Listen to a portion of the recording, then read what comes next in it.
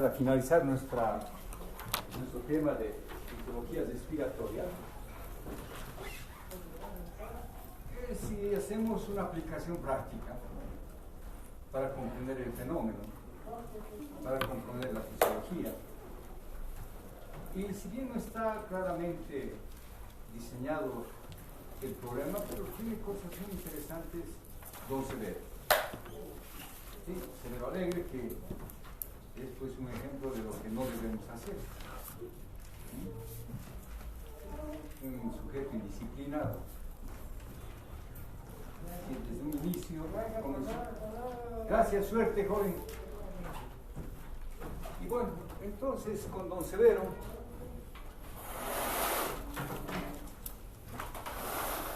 pues ya con mi grupo de prácticas hice un análisis muy sintético.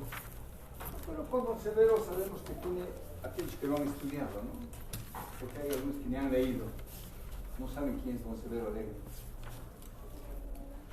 Bueno, don Severo Alegre es un ejemplo de lo que les decía. Y este último, lo que me interesa es aplicarlo a nuestra fisiología. Tiene el antecedente de tuberculosis. No voy a tomar en cuenta todavía ese antecedente, no me interesa, porque a mí me interesa la fisiología, mi capacidad de poder deducir utilizando datos fisiológicos. Bien, entonces vamos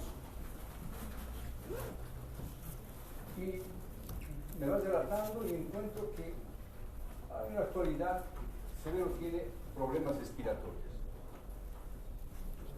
Y voy a destacar signos que tiene él. Un primer signo, la cianosis.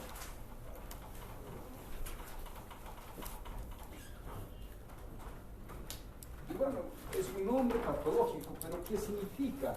No me interesa tanto la patología, les digo, sino cianosis significa la disminución de ¿qué? De la concentración de oxígeno. Disminución de la presión parcial de oxígeno. Pero muy severo realmente. ¿Cuál es la capacidad de transportar oxígeno? ¿Alguien recuerda? Habíamos dicho 20 volúmenes de oxígeno por mililitro, por decilitro.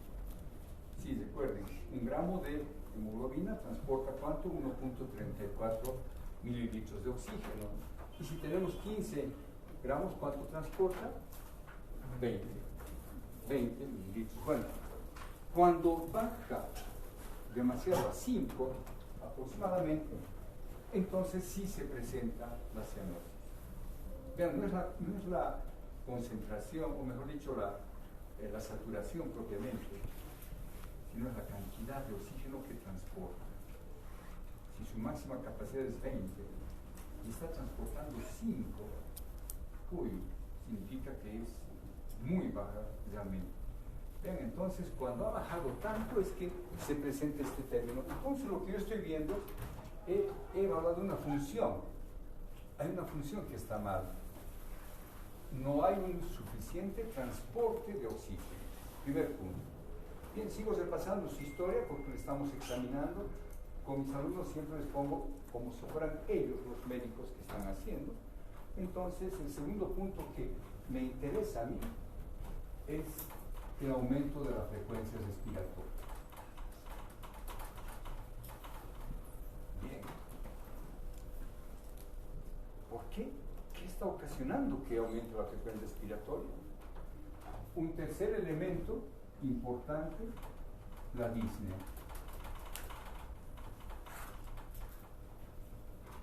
Y como disnea, recuerden, hemos definido en algún momento, es la sensación de falta de aire. Falta de aire, sale falta. Quiero todo el oxígeno meterme, y no puedo saturar, no puedo. Sensación de falta de aire, eso es lo que tiene Severo. Bien. Luego lo hemos auscultado y encontramos de que 2/3 del pulmón derecho no tiene, ojo, no tiene, estoy utilizando un término fisiológico, no tienen ventilación. Porque cuando ausculto hay una ausencia del murmullo vesicular. Y eso significa, si no escucho, el murmullo vesicular es el aire que llega a los alvéolos y eso se transmite como un eco. Y cuando llego, no hay nada, 2/3, grande, y el pulmón derecho es más grande que el izquierdo, ¿no es cierto? Porque el izquierdo está además ocupado por el corazón, más que todo. Bien, ¿hay algo más? Sí, su presión arterial como un signo, también estoy utilizando signos fisiológicos. Presión arterial con un aumento de la presión sistólica y un valor normal de la diastólica. La frecuencia cardíaca don Severo está bien, 90, o sea, dentro de un rango normal, porque nuestra frecuencia normal es de 60 a 100 latidos por minuto. Bien, ¿algo más? No estoy utilizando todavía los datos laboratoriales. No, voy a deducir de acá. Vamos a deducir con ustedes. Cianosis, frecuencia respiratoria, ventilación disminuida. Hay un signo, la disnea, que está entre problemas respiratorios y o cardiológico. Si ustedes han seguido, Severo presentaba ya en anteriores oportunidades, cuando era solamente problema cardiológico, presentaba disnea, inclusive llegó a disnea a pequeños esfuerzos. Disnea a grandes esfuerzos, ¿cuándo es? Cuando supongamos ya no, antes llegaba al piso 13 y ahora apenas en el 5.º piso ya no puede más. Disnea a grandes esfuerzos. Disnea a medianos esfuerzos. Iba a ir a reclamar algo a la dirección de estudios, tercer ya no puede más. Disnea a pequeños esfuerzos, los primeros grados, los escalones, ya le produce dificultad y no puede seguir. El pulmón de las vértebras. ¿Y cómo es? Nada, a ver, revisen. ¿Quién no conoce lo que es un mal de Pot ahora? ¿Han revisado o no? ¿Han visto una imagen? Usted sí, debería. Es interesante porque parecería que fuera lo máximo, oigan, se depende mucho. Es el compromiso de la vértebra, la tuberculosis llegó allá, y en la mayoría de los casos la vértebra que es rectangular, la pared anterior colapsa, queda la pared posterior y hace como una cuña, entonces como una cuña así, y como ha bajado la pared anterior, entonces toda la columna se encorva hacia adelante. Porque si toda la vértebra colapsa, entonces habría una disminución en sentido vertical simplemente, no habría ninguna modificación de la curvatura que da la escoliosis, ¿no? Y por eso es escoliosis o sifosis aumentada. Entonces lo dejamos eso, ya lo dejamos un poco porque no me interesa mucho. Bueno, tal vez encuentre después, pero no. Más me voy a dedicar a lo que yo he visto, y lo que he visto es eso. Entonces, cianosis. ¿Qué significa cianosis? Disminución de la concentración de oxígeno. Y para esto tengo varios problemas. Entonces, ¿habrá un problema en su transporte? Primera interrogante, entonces, para la cianosis. ¿Habrá una alteración en el transporte? Es decir, en la hemoglobina. Si yo recuerdo lo que estudié en fisiología, hematológica en sangre, y este señor justamente, el Severo, nos presentó anemia. ¿Y cómo estaba él? ¿Alguien nos recuerda? No, es que no me habían visto. Estaba pálido.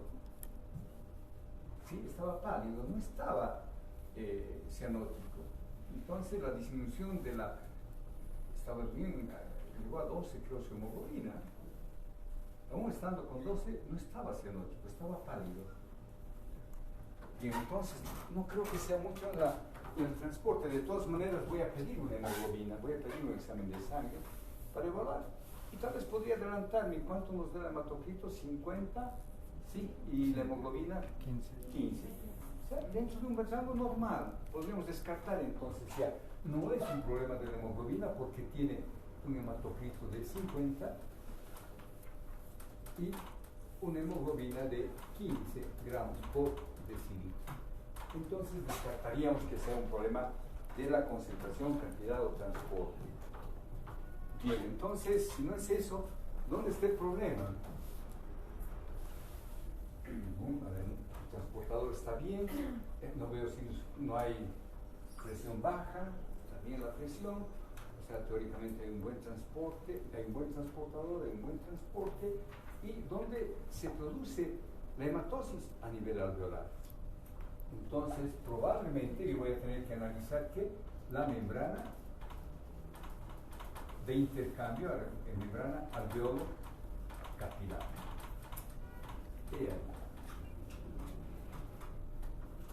¿Y qué hace mi membrana alveolo capilar?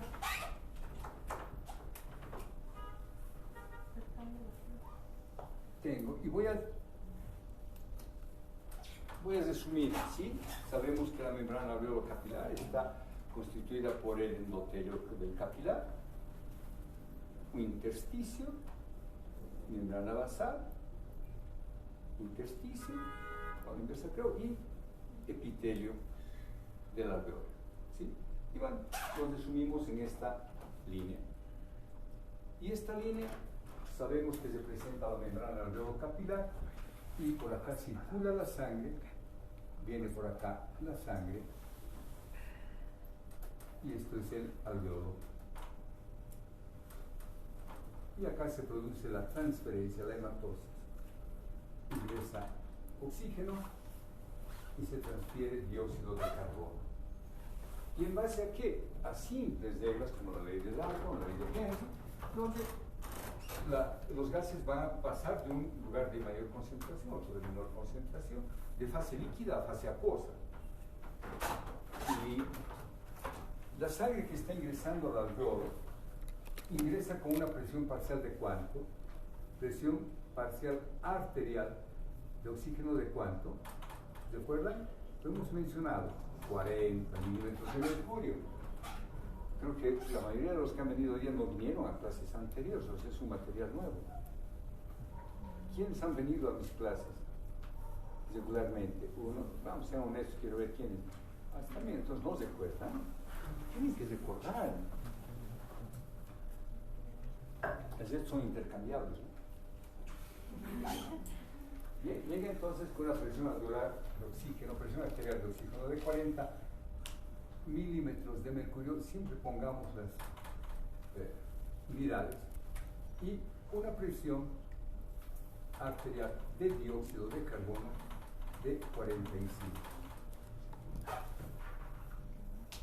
¿Y cómo es eso?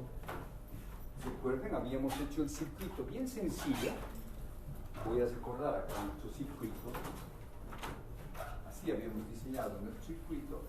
Y en este extremo tenemos el alveolo capilar y en este otro extremo tenemos a la capilarización sistémica.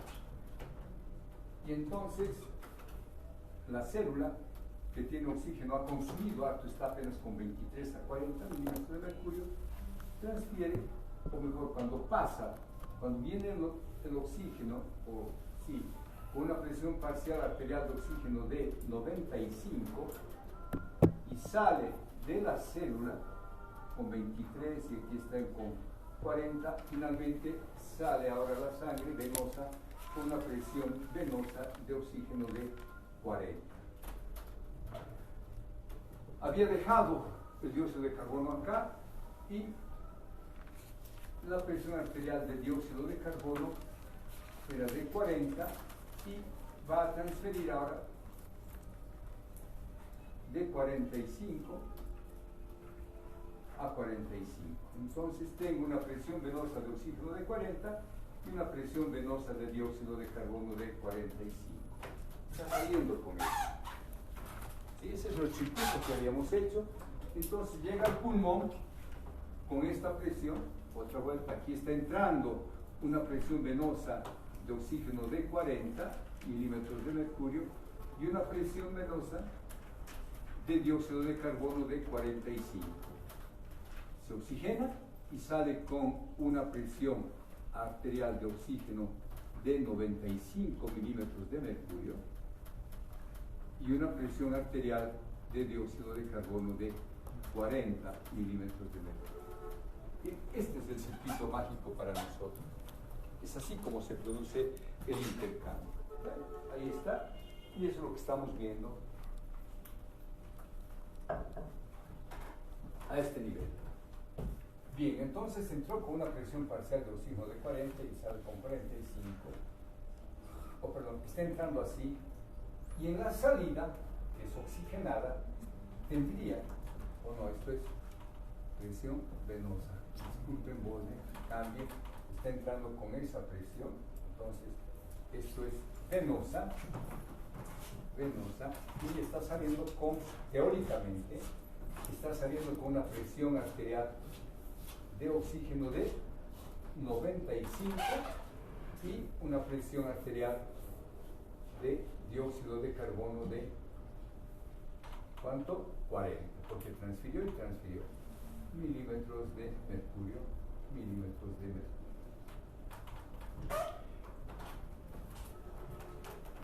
Recuerden, esta clase es aplicativa. En esta clase estamos aplicando nuestros conocimientos de fisiología respiratoria que hemos adquirido este tiempo. Eso es lo que estamos haciendo. Aplicar, que es lo que nos interesa. Bien.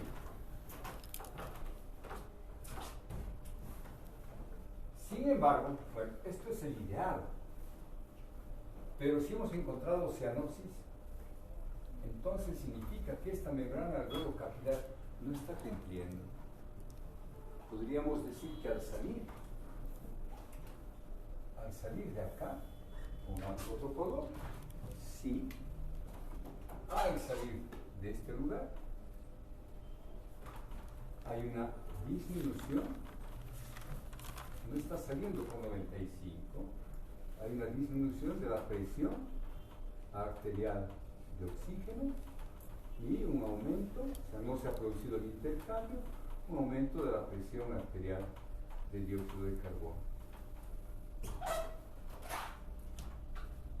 Una alteración en la ventilación, en primer lugar. Bien, y eso estaría explicando mi cianosis. Bien, hemos tenido que partir desde lo periférico a la parte donde es el meollo del asunto, alveolo.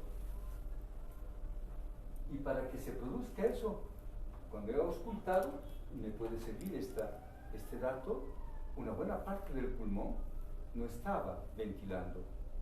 Entonces, el primer punto que nosotros encontramos es de que este evento se produce aquí, hay una alteración de la membrana, entonces alterada, y como primer punto yo puedo poner, hay una disminución de ¿qué? De la ventilación.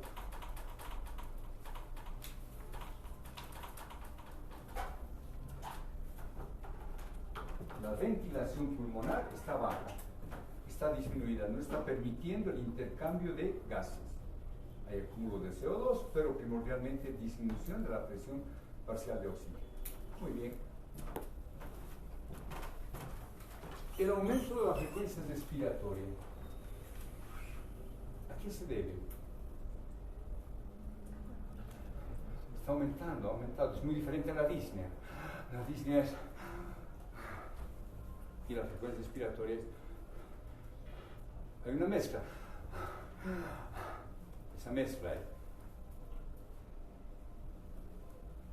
26 respiraciones por minuto.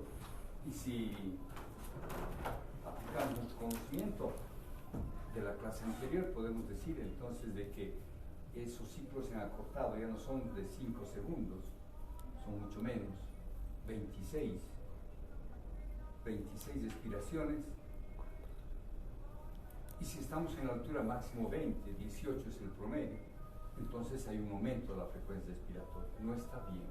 Vean, otra variable fisiológica en la altura es de 18 a nivel del mar, 12, temperatura hasta 18 20, es variable.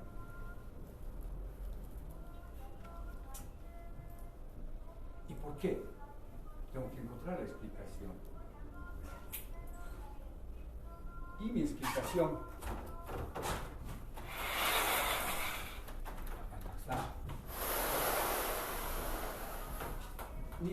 está acá.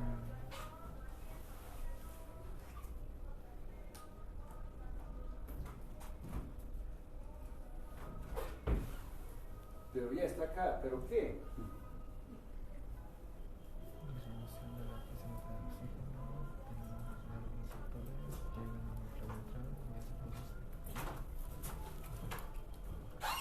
Vamos a ver de que tengo, aquí se borraron, precisamente están acá. Por una parte tengo los quimios receptores, que funcionan con esta presión parcial de 30 a 60 milímetros de mercurio. Quimios receptores periféricos que cuando la presión parcial de oxígeno baja de 30 a 60 milímetros de mercurio, entonces se constituyen en un estímulo ¿para quién?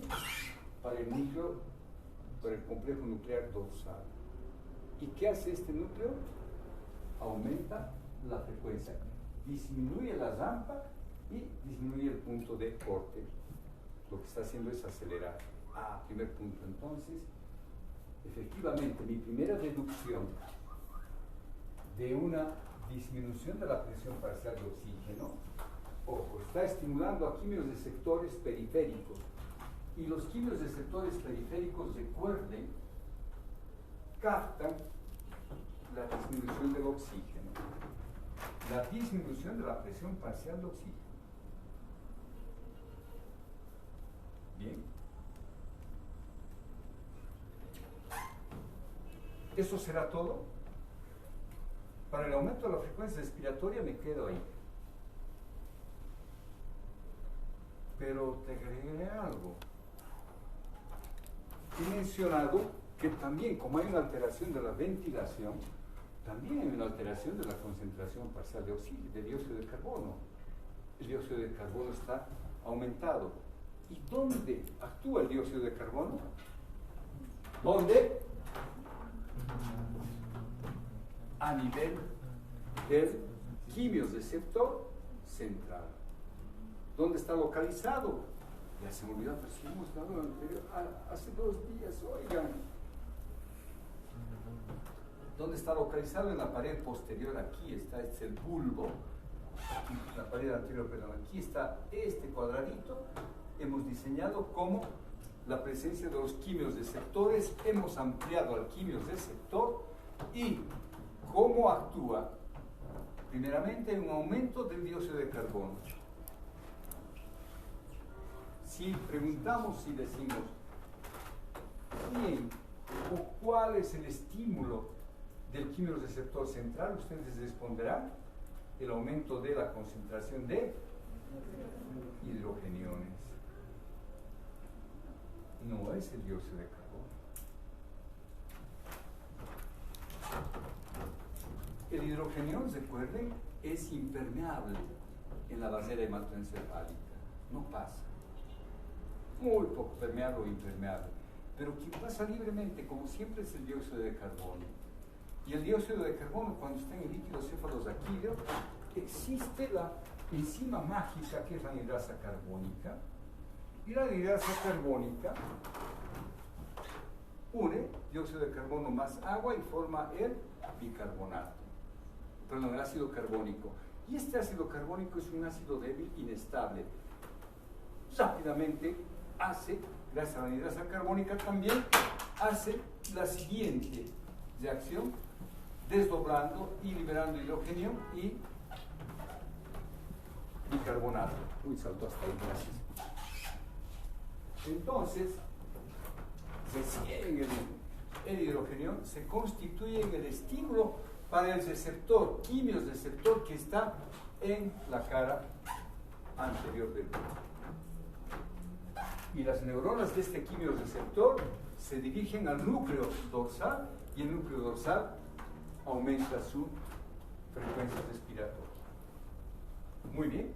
Bien, por dos mecanismos. Y uno es más rápido, hemos mencionado también. Los quimioreceptores periféricos son mucho más rápidos en su reacción que los quimioreceptores centrales. Y claro, está en directa comunicación. La sangre que le está saliendo, ven ustedes, de los pulmones, está llegando los pulmones, aurículo izquierdo, ventrículo izquierdo, aorta, no está tardando nada. Y ya los quimioreceptores a nivel de callado aórtico y división de las carótidas ya se han informado de la falta de oxígeno e inmediatamente informan al núcleo dorsal para que aumente la respiración. Mientras que en otro caso el dióxido de carbono tiene que pasar, hacer su reacción y luego estimular y luego recién tomar en contacto con el núcleo dorsal y recién la respuesta. ¿Se acuerdan? La prontitud con la cual actúan los quimioreceptores periféricos en relación a los quimioreceptores centrales. Muy bien. ¿Y ahí se acabó? No. Entonces, como falta aire, y estoy viendo con Disney, ¿qué está funcionando? ¿Qué está funcionando? Los músculos accesorios de la respiración. ¿Y quién está interviniendo? Ahora sí. El dorsal estimula al ventral y el ventral está estimulando a estos músculos accesorios de la respiración para que se produzca el aumento de la amplitud de la respiración. Qué bueno, miren, estoy llegando a comprender lo que está pasando, el fenómeno, cómo se ha alterado y cómo. Por eso fue necesaria la información de la clase anterior de cómo es el control de la respiración. Muy bien. Tenemos nosotros entonces, ahí está, no se olvide, tenemos esos dos mecanismos para explicar la frecuencia respiratoria. Tenemos entonces la frecuencia respiratoria está aumentada y la explicación ¿cuál es?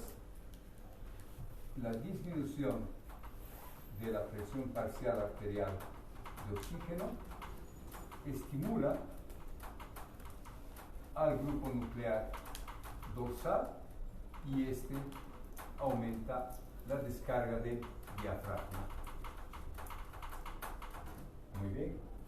Por otra parte, esto también se debe al aumento de la concentración de la presión parcial de dióxido de carbono, que se traduce en una concentración aumentada de hidrogeniones, y esto va a estimular al núcleo dorsal y aumenta la descarga del diafragma.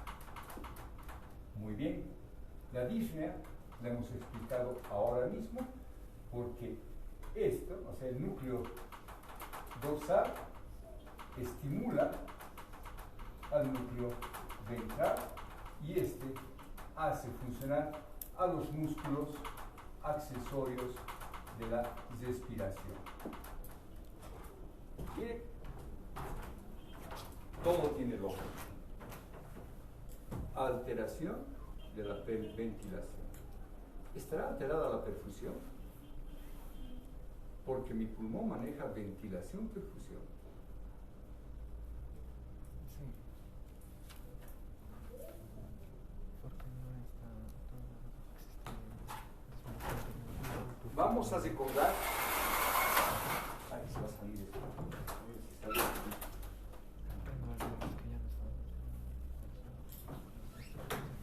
Recordemos, y ahí nos menciona que sigue con el problema de la valvulopatía, la estenosis de ambas válvulas, estenosis mitral y aórtica.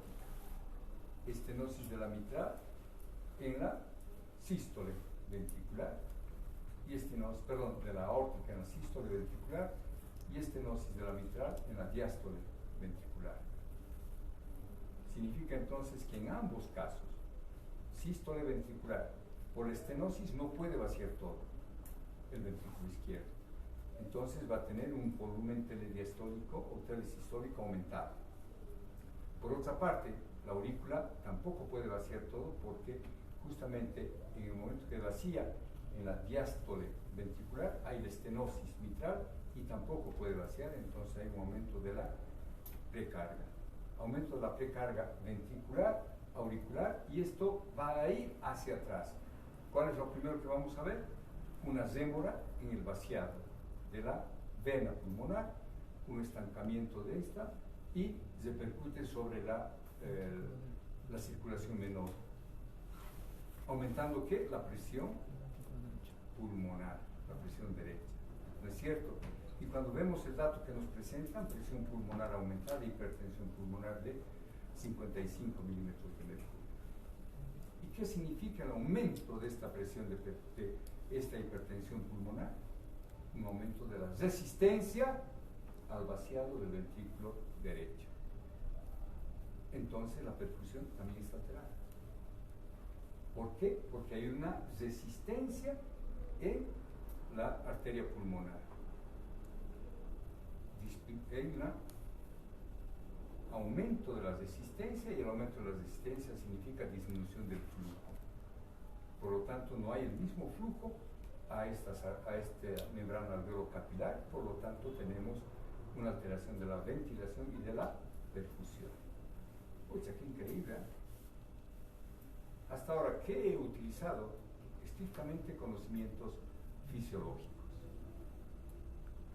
Puedo pedir una radiografía, puedo pedir una serie de cosas, y si en la radiografía le da esas alteraciones, que hay una retracción, hay una escoliosis, etc., ya están interviniendo, y el antecedente de su tuberculosis me dice, bueno, sí, la tuberculosis le dañó terriblemente. Pero aún así, hoy día discutía con mi grupo y decía, pero también tuvo COVID en un momento este señor, y no le habrá alterado el COVID. Bien. Bueno, pero me falta todavía algo. Me falta comprender esta parte de la cianosis, de la disminución de la capacidad de transporte de oxígeno. Y para ello creo que es necesario, voy a borrar esto porque no me salió tan bonito, no, está feo. Lo voy a borrar y vamos a... ¿Quién transporta el oxígeno? La hemoglobina. Además transporta el dióxido de carbono en un 30%. El 70% se transporta mediante bicarbonato. Eso lo mencionamos. Bien.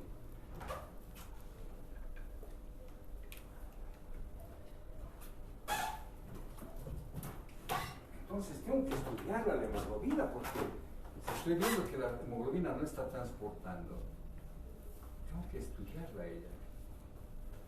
Y voy a tener que hacer uso de la fabulosa curva de disociación de la hemoglobina. En la vertical vamos a poner la saturación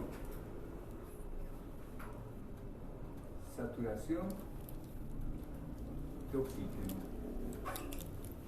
saturación de hemoglobina por el oxígeno, y en la horizontal vamos a poner las presiones parciales de oxígeno, presión parcial arterial de oxígeno, presión y saturación de oxígeno.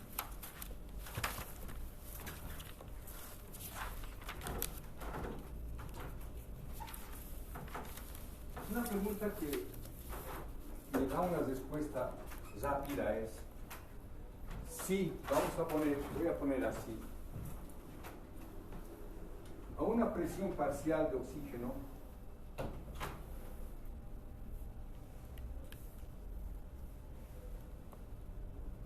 de 104 o 100, vamos a redondear ahora, de 100, tengo una saturación del 100%. Entonces, presión parcial de oxígeno de 100 se satura el 100%. Pero sabemos que nosotros en la sangre arterial no está con 100 milímetros de mercurio, está con 95. Entonces, esos 95 van a saturar a un 97%. Bueno, más o menos así.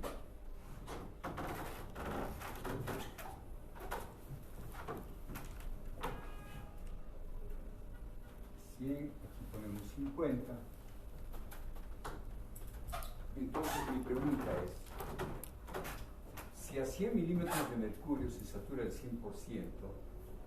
¿a cuántos milímetros de mercurio se saturará el 50%? La respuesta lógica es 50, ¿no es cierto?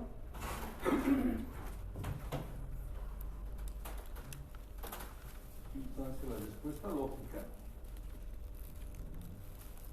es 50. Y esta sería entonces una curva lineal.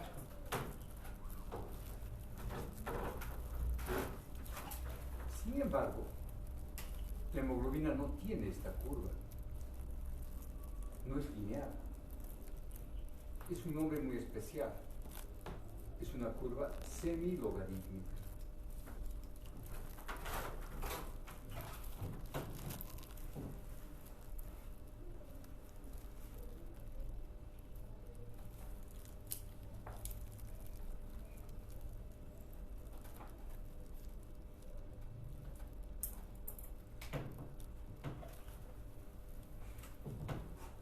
Bien, entonces, ¿qué significa semilogarítmica? Pues es esta curva fabulosa que tenemos así.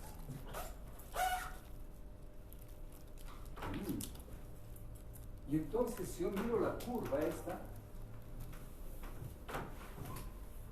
el 50% de saturación de la hemoglobina no corresponde a 50 milímetros de mercurio.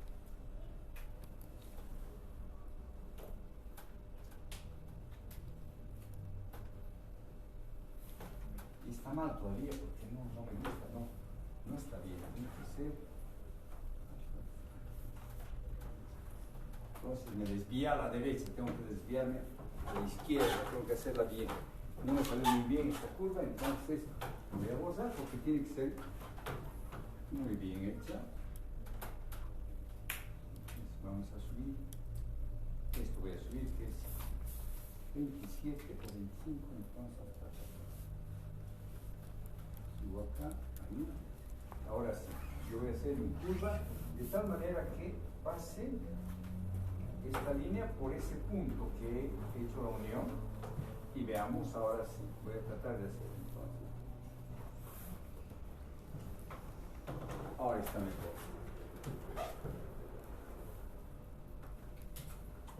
Resulta que el 50% de saturación de oxígeno en la hemoglobina se produce cuando tengo 27 milímetros de mercurio.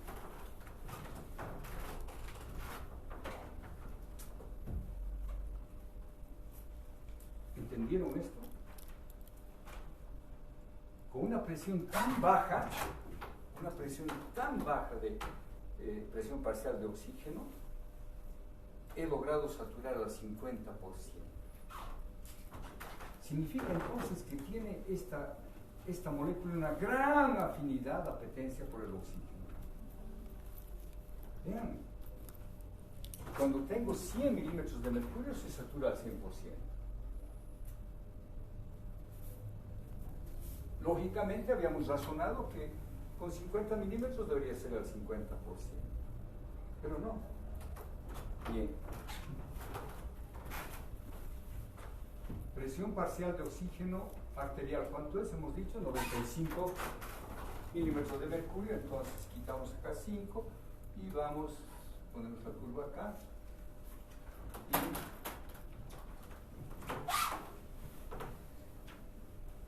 No hay saturación al 100% de la sangre arterial, ¿no es cierto? Está un 97%.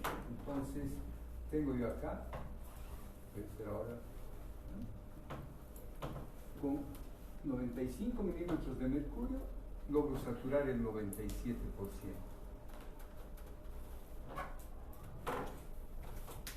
¿Cuál es la concentración parcial o la presión parcial de oxígeno arterial?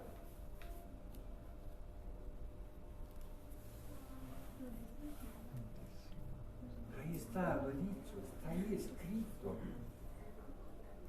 ¿No logran ver?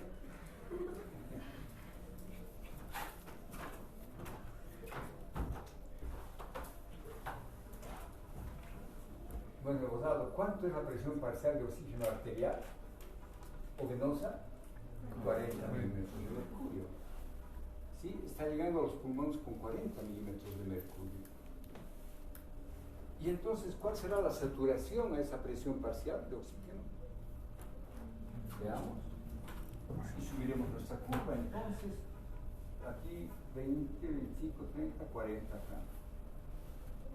Y resulta que cuando subo 40 milímetros de mercurio, se satura el 75%. Qué increíble, ¿eh? Una presión parcial tan baja, que es la que sale después de haber cedido su oxígeno, se salió todavía con 75%. Entonces tiene una gran capacidad de captar oxígeno cuando la concentración está alta, como en los alveolos, y tiene la gran capacidad de ceder el oxígeno cuando la concentración está baja.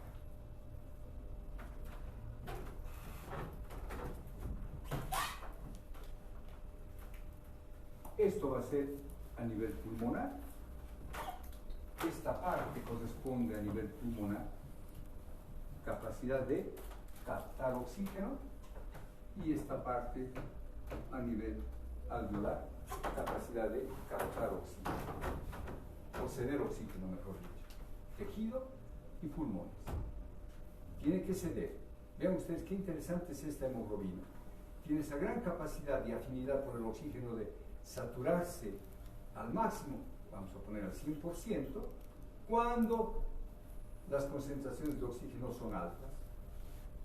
Y tiene esa capacidad de ceder su oxígeno cuando las concentraciones del medio son bajas. Capta con afinidad y cede con rapidez.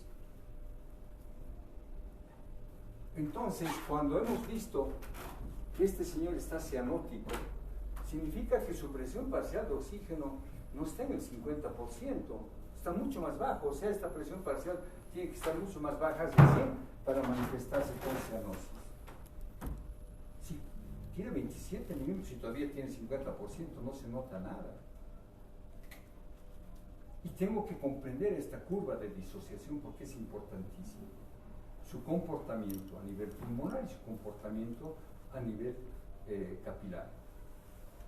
A nivel pulmonar tiene esa gran capacidad de irse saturando, pulmonar así, captar, y a nivel sistémico, a nivel periférico, de ceder. Y entonces va cediendo y va desaturándose. Pero observen que saliendo de la vena, después de haber visto, o saliendo sí, del capilar, sector venoso, después de haber cedido todo eso, con una presión tan baja de 40 milímetros de mercurio, todavía tiene una saturación del 75%. De manera que yo podría estar sin respirar mucho rato, baja la presión, todavía me va a tardar en llegar al 50%.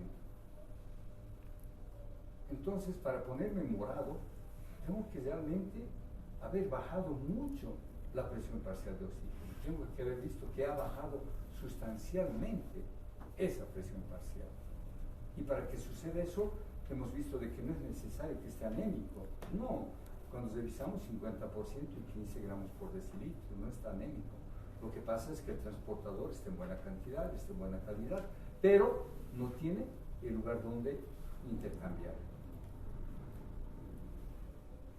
Y por eso explico la cianosis. Qué importante había sido entonces la membrana alveolo capilar. ¿Qué duda tienen, jóvenes?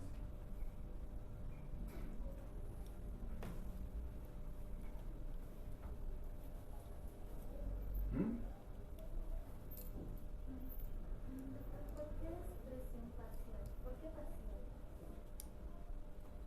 Muy buena pregunta, significa que no vino a clases nunca, pero vamos a responderla.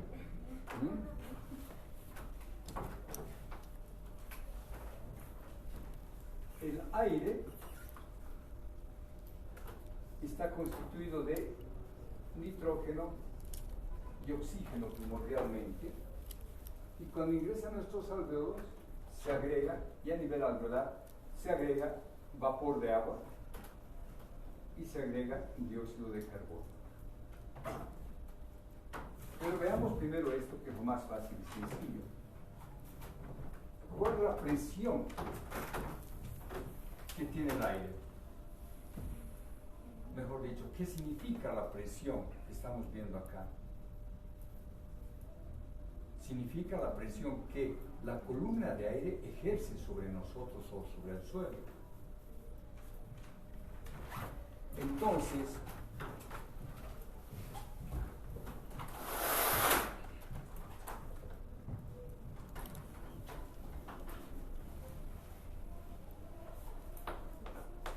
aquí está La Paz, nuestro altiplano, y luego baja a nivel del mar. Nivel del mar, una playa, Arica o la que guste, nivel del mar. Bien. Acá tengo una columna de aire. Es aire, sí, pero ¿tiene peso o no? Porque son moléculas de nitrógeno, oxígeno, son moléculas y están ejerciendo una presión, y es la presión atmosférica. Entonces, el conjunto o la suma de todos los gases que hay están ejerciendo esta presión que se llama presión atmosférica. Y acá tengo una presión a 3.600 metros, mucho menor que la presión a nivel del mar, que es cero. Cero, ¿no es cierto? Estamos al nivel. Entonces tengo 3.600 metros más a nivel del mar de columna de aire, o si quiere, aquí tenemos 3.600 metros menos de presión o de columna de aire en relación al mar. Bien, pero ¿quiénes están ejerciendo? Están ejerciendo estos dos gases. Y estos dos gases, lo hemos visto, el 79% es de nitrógeno y el 21% es de oxígeno. La presión total atmosférica a nivel del mar es de 760 milímetros de mercurio. Esa es la presión total. Pero cada gas ejerce su presión de acuerdo a su concentración. Entonces hay una presión parcial. La presión total es 760 y la presión parcial será, ¿cuánto habíamos sacado? El 79%. ¿Se acuerdan quién ha sacado esa prueba? Es 560. 660, ¿no? 600. Y esto es 160. Entonces, vea, la presión parcial de esa presión atmosférica que el nitrógeno ejerce, su presión parcial es de 600 milímetros de mercurio. Y el oxígeno, como está en menor concentración, ejerce esta presión de 160 milímetros de mercurio. Sumados, entonces, son parciales, ¿no es cierto? Entonces, sumados nos van a dar los 760. Pero cuando entra a los pulmones, es diferente. Tenemos nitrógeno, oxígeno, la presión del vapor de agua, que es de 47 milímetros de mercurio, y la presión parcial del dióxido de carbono, que es de, ¿cuánto? 45. ¿No es cierto? ¿Sí o no? 45 milímetros de mercurio, porque ha llegado con 45 milímetros y se va a, aunque es con 40, llega con 45 y se equilibra con 40. Entonces estamos 47 menos 40, 87. De los 760 sería 760 menos 47 menos 87, sería 760 menos 87, 10 menos 7, 3, 15 menos 8, ¿cuánto da?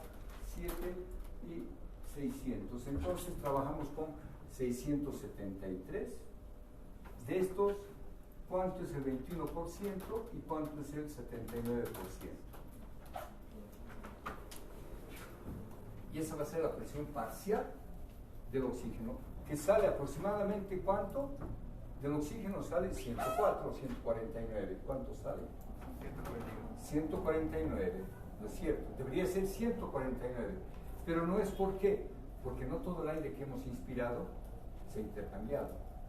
Ha habido una zona del espacio muerto, anatómico y fisiológico, que no logró intercambiar, y entonces a nivel alveolar nuestra presión parcial es de 104, ¿verdad?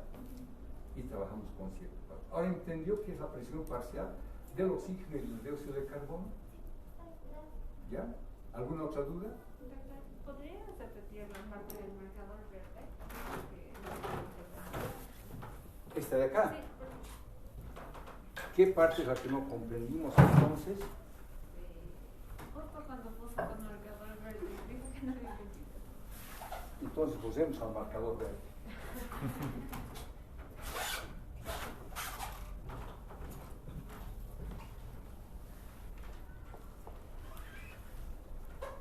En condiciones normales, ojo, estamos hablando en condiciones normales. Aquí, a la membrana, vamos a poner más grande entonces, a la membrana de intercambio alveolo-capilar, conformado por endotelio, membrana basal y epitelio, muy bien,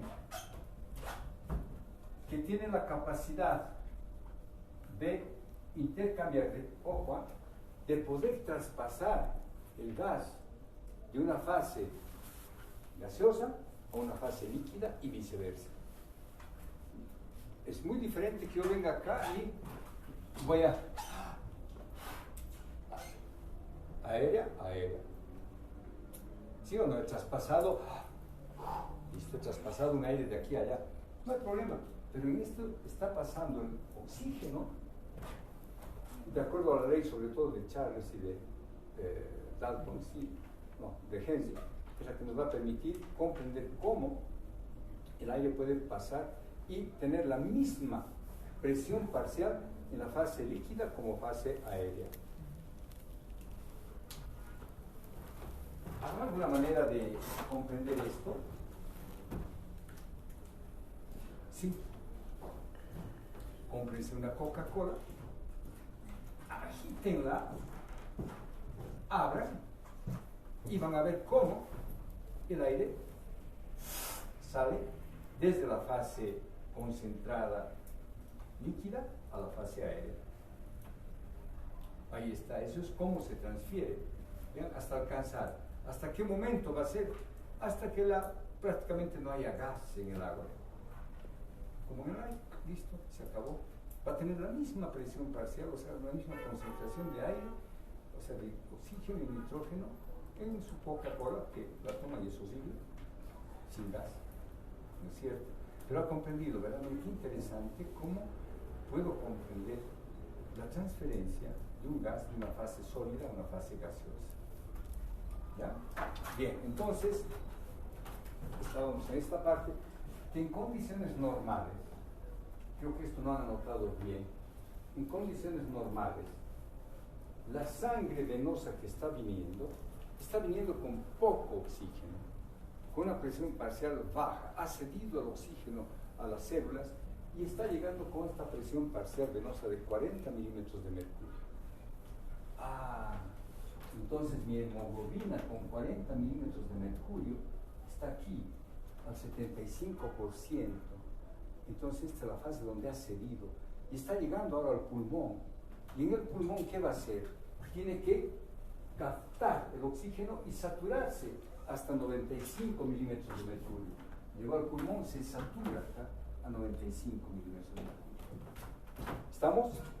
¿Segura? Sí. Bien. Y por otra parte, el dióxido de carbono, que ha llegado con 45, o sea, las células, vamos, todo el dióxido de carbono que transporta y se lleva a la sangre diluida, ¿no es cierto?, el 70%. líquida bajo bicarbonato y el 30% cargadito en el glóbulo rojo, en la hemoglobina, y llega acá y transfiere el dióxido de carbono y sale ahora una sangre arterial con esta presión parcial de 40 milímetros de mercurio arterial. ¿Claro o no? Muy bien. Pero nuestro análisis era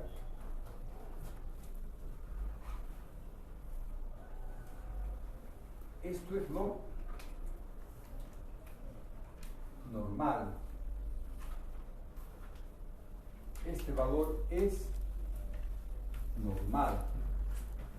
Y cuando hemos puesto en verde, hemos dicho, ¿qué estoy observando? ¿Cuál es mi análisis? La cianosis habíamos puesto, ¿será un problema del transportador? Habíamos dicho que no, porque no estaba, cuando es disminución está pálido. La hemoglobina no siempre ha sido una buena hemoglobina, o sea, no hay disminución, no hay nada, no ha sido expuesto a intoxicación por monóxido de carbono, no. Entonces, aparentemente, además hemos hecho uso de un dato clínico o bioquímico que nos dice que su hematocrito está relativamente bien. Bueno, entonces habíamos visto dónde, y en ese circuito, dónde ha podido alterarse, porque esta cianosis, ¿qué significa? Significa que está transportando muy poco oxígeno. Si con 27 milímetros de mercurio, ojo, transporta el 50% y no está morado, con 40 milímetros de mercurio está transportando el 75%, que es lo normal de la sangre venosa. Entonces, para que sea cianótico, hemos mencionado, tiene que estar a menos de 5 milímetros de mercurio. Es esto. Cuando han leído cianosis, disminución del transporte de oxígeno, muy bien, pero ¿cuándo llega a ser cianótico?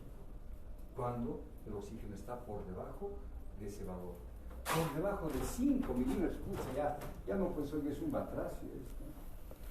Para hacer cianosis, el oxígeno tiene que estar una cifra bien baja, 5 milímetros de mercurio. Entonces, para explicar eso yo digo, ¿dónde?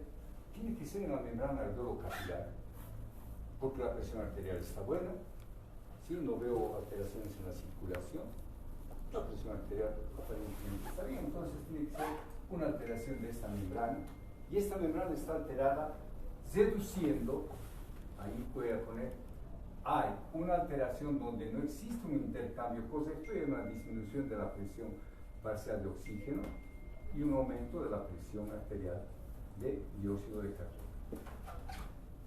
Ese es mi punto. Este es mi deducción.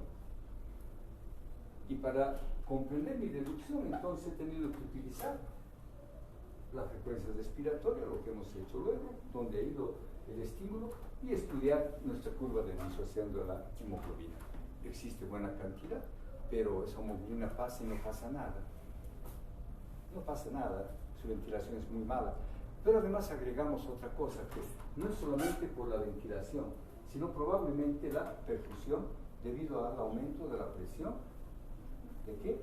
De la presión pulmonar. Si hay una hipertensión pulmonar, que normalmente debe ser máximo de 25 y está en 55 milímetros de mercurio.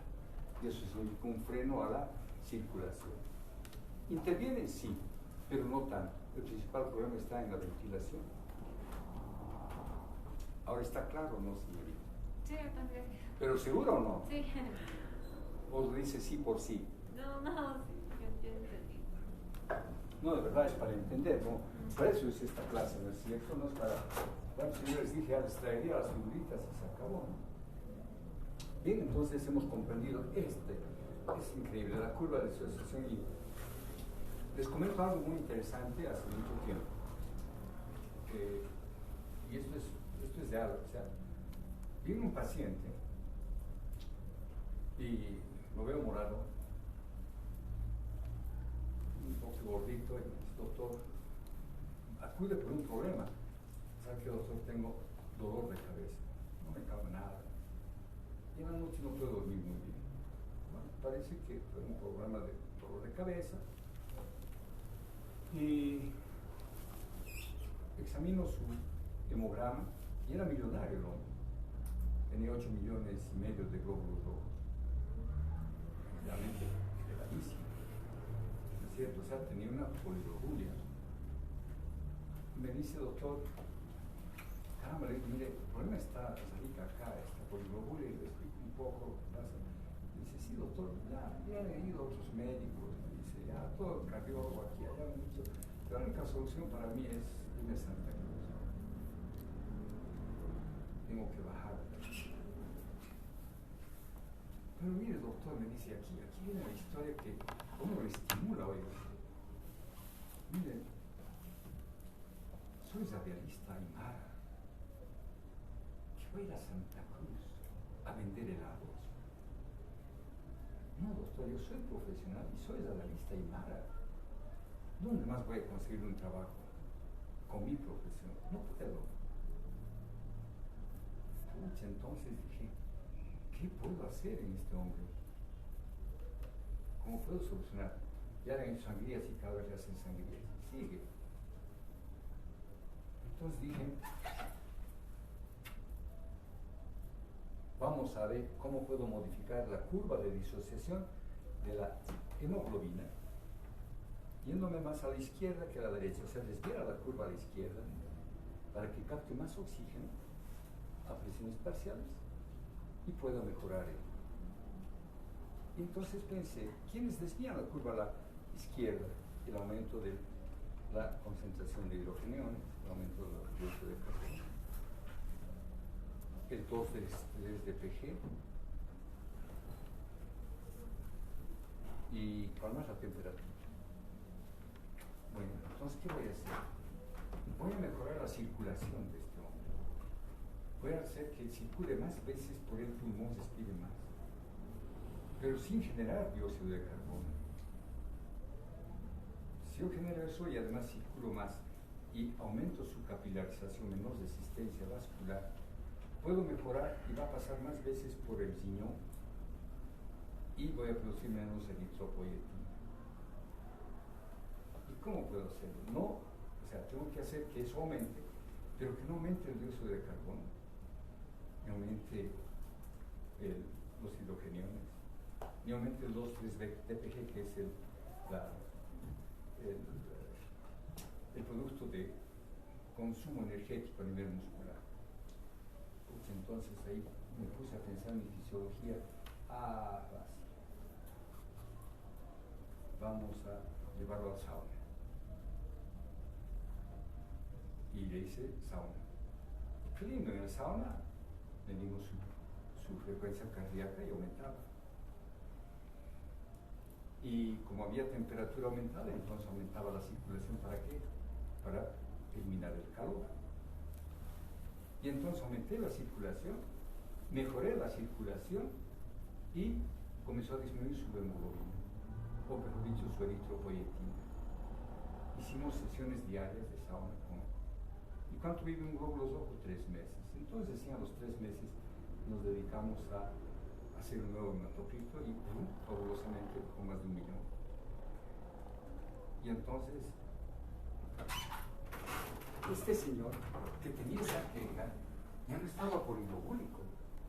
En extremo, dormía mejor como un angelito, ya no tenía dolor de cabeza, su concentración mejoró.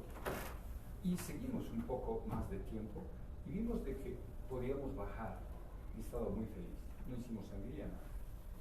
Bueno, entonces es una anécdota, pero una anécdota no hace todo.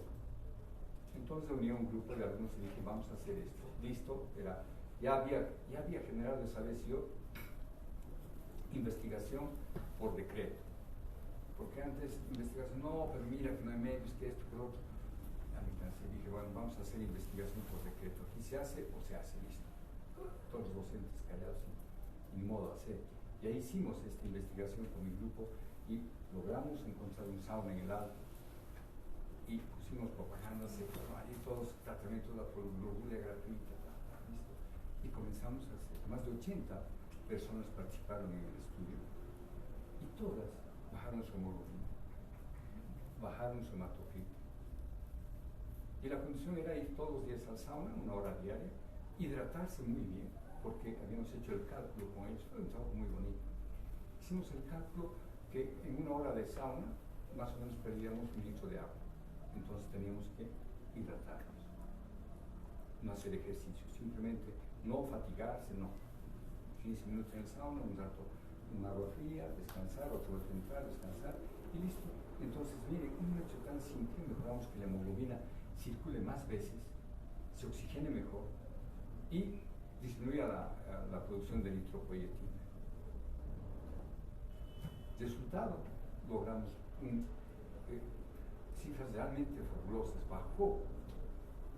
Y luego todavía tuvimos personas que siguieron persistiendo y quedaron 3 personas que se quedaron totalmente, durante mucho tiempo más, ya pagaron su sauna, etc. Y nunca más volvió a ellos en elevarse la hemoglobina, o sea, nunca más tuvieron poliglobina. O sea, tratamos, mejoramos y curamos. Pero fue fabuloso, y este trabajo lo presenté en el Congreso Mundial de Neurología en Australia, y fue bien recibido, o sea, es una novedad. Pero ¿quién más reproduce eso? Nadie. Pero ahí tienen, vean cómo podemos aplicar nuestra fisiología. Mejoramos la circulación, mejoramos la ventilación, mejoramos la perfusión, la ventilación, disminuimos la producción de eritropoyetina y mejoramos en consecuencia la disminución de los glóbulos rojos, bajo su poliglobina. Y eso es lo que buscamos ahora con ustedes cuando se les ha propuesto ya que hagan un trabajo de investigación. Vean que no es nada difícil. Hagan ustedes ahora y tienen todo el material y el instrumento para ser jóvenes. Ya lo hicimos y lo publiqué, tengo guardado muy bien mis 18 alumnos con los cuales hicimos este trabajo. Después hubieron otros trabajos más de otros docentes que fueron presentados en el Congreso Latinoamericano de Estudiantes, Sociedad Científica de Estudiantes en Chile. Sacaron 3 o 4 trabajos de los primeros premios en sus categorías. Otros trabajos fueron publicados, o sea, cuando nos esmeramos en hacer algo, podemos hacer muy bien.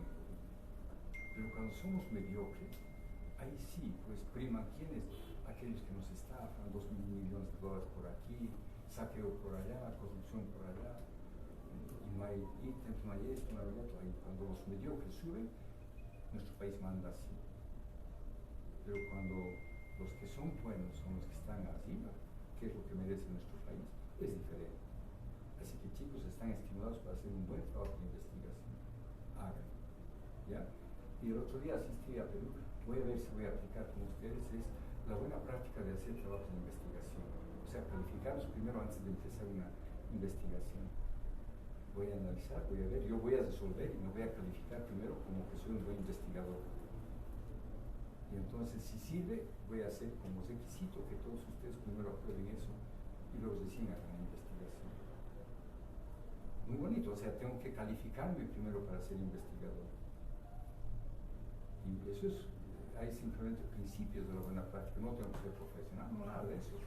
Pues investigamos todos los días en la vida real. Bueno, podemos seguir hablando más y más y nos quedamos acá. ¿Ya? Entonces hemos terminado lo que es respiratorio y vamos a empezar el día martes. Perdón, digestivo. Sí, Joven. Disculpe, yo tenía una pregunta con lo último que nos decía, o al menos tal vez una aclaración.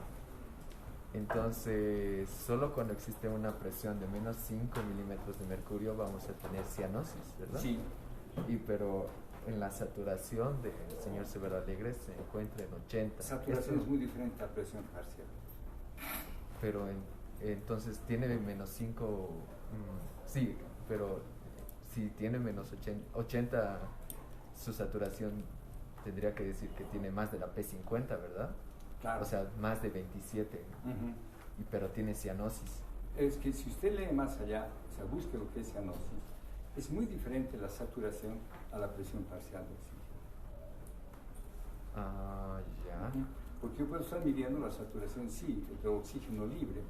Sí. ¿No es cierto? Está pasando, sí, el oxígeno libre, pero no estoy midiendo la real presión parcial de oxígeno. O sea, no estoy midiendo cuánto realmente está llevando el oxígeno esa hemoglobina. Entonces el oxímetro no nos puede decir si en este caso no nos ayuda. Ah, ya. Y Ya. una pregunta más, doctor, sobre la etiología en este caso. En sí, ¿la etiología era a causa de la tuberculosis o a causa de Sí, su ahora sí yo hipertensión? puedo unir y decir, bueno, me dan una radiografía donde hay fibrosis, ya, Sí. pero no sé la extensión, no me dice nada. Sí. No me dice cuánto realmente está, si solamente ahí aparentemente solamente el pulmón derecho, pero nada más. Es cierto, yo he auscultado y he encontrado dos tercios, o sea, habíamos hecho el cálculo, más o menos un 40% del pulmón no funciona, porque el pulmón derecho es más grande que el izquierdo, y si está 2/3, pues de los 70 metros cuadrados, un 40% se llevó. Entonces puede ser eso una causa. Yo digo, ¿será suficiente? Tengo que tener más datos, tengo que tener, ahí necesito yo no solamente la saturación, necesito que la presión de gases. ¿Qué presión parcial tiene de gases? ¿Cuánto está la presión parcial de oxígeno o la presión parcial de dióxido de carbono? ¿Habrá bajado a eso? Sí, sí. ¿No es cierto? O sea, la saturación solo no me sirve. Necesito más. Y como que en el COVID se veía, está en 80, pero estaba con disnea. Y había otras personas que estaban con 70 y todavía estaban respirando normalmente. Sí. Y en este caso, doctor, como existe entonces una disminución a partir de la membrana alveolo-capilar, a partir de la ventilación, entonces yo tendría que dar oxigenoterapia, ¿verdad? O sea, Qué buena pregunta. ¿Ustedes creen que solucione? para mi espacio mortofisiológico así lo activo, ¿no? Podría ser. Tal vez voy a quitar un poco, pero, oiga, su pulmón está mal. Eso. ¿No es cierto? O no sea, ni ahí hay dónde. un problema ya restrictivo crónico, porque además sus uñas están hablando de una hipoxia. ¿No es cierto? Ya no es solamente, o sea, si es hipoxia, esa saturación de oxígeno no me sirve. Hipoxia es disminución de la Es ausencia de oxígeno suficiente en los tejidos para mantener las funciones vitales. vitales. Vean ustedes, esa uña está hablando de algo más crónico y severo. Entonces, darle oxígeno, no sé si me va a permitir, y decíamos, la solución sería ir a Santa Cruz. Va a aumentar un poco, pero no es. Lo que tiene dañado es la membrana de perfusión. No existe suficiente.